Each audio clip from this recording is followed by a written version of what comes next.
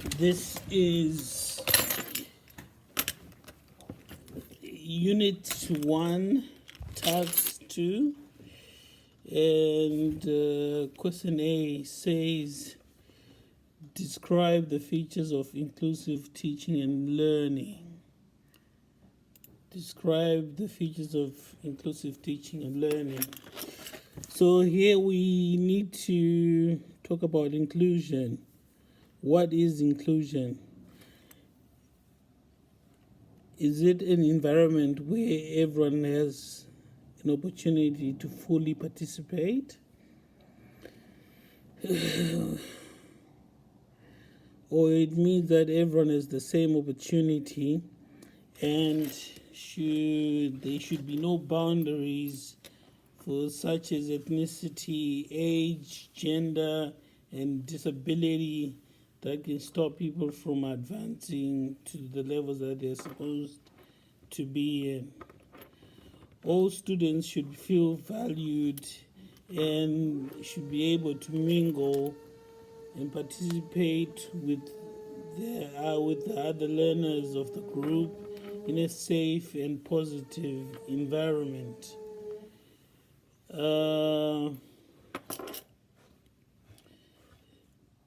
I would like to think that students feel important speaking to them directly, using eye contact and using their names and asking them direct questions. Initially, when you carry out some assessments to test their prior knowledge and their preferred learning styles, to assess if any additional support is required.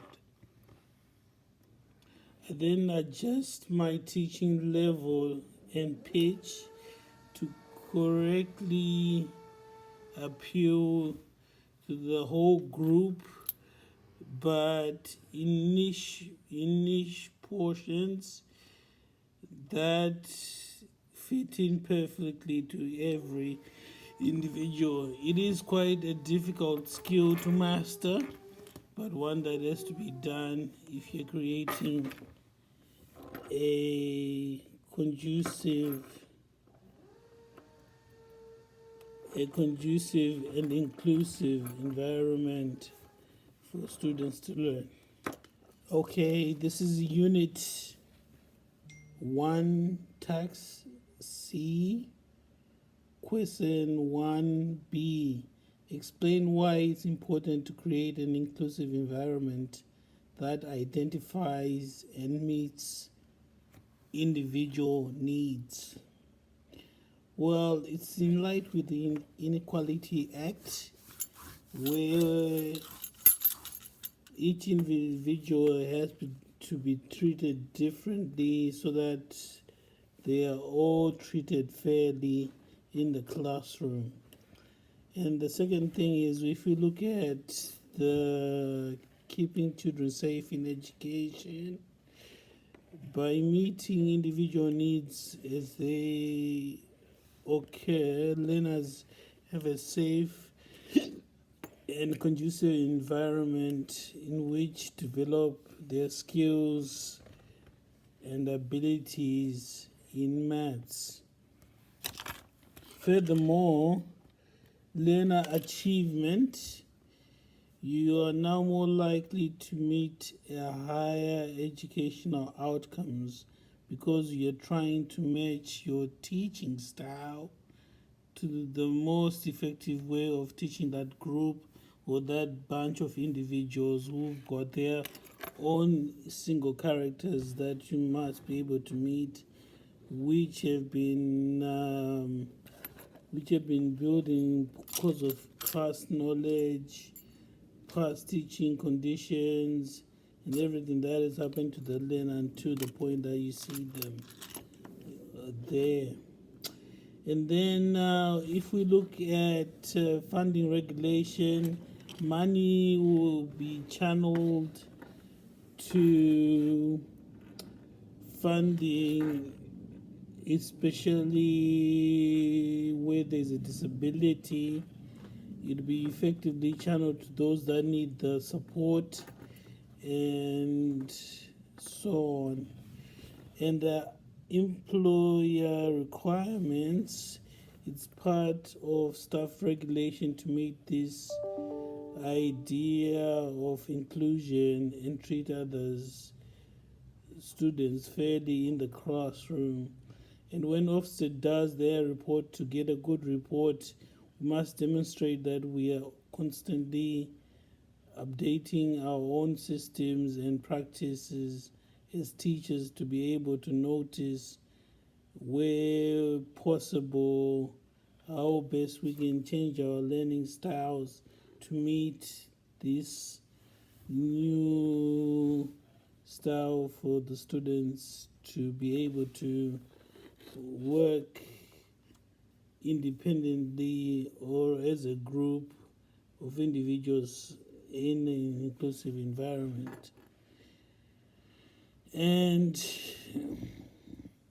even on my own personal values, it's really rewarding to find that equilibrium where you can really support these learners at the point of inception and until to the end of their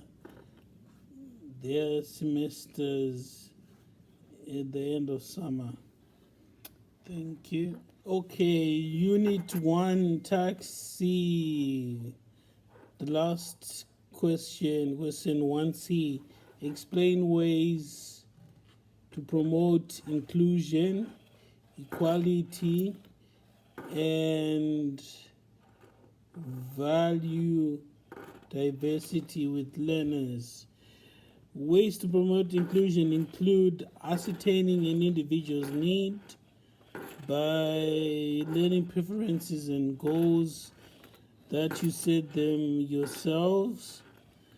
You must be a teacher that is able to be approachable and accessible for students to be able to meet you halfway, where you continue to build that trust between each other, and then you produce that then you produce that environment of constant learning and challenging stereotypes and discrimination and prejudice as it happens.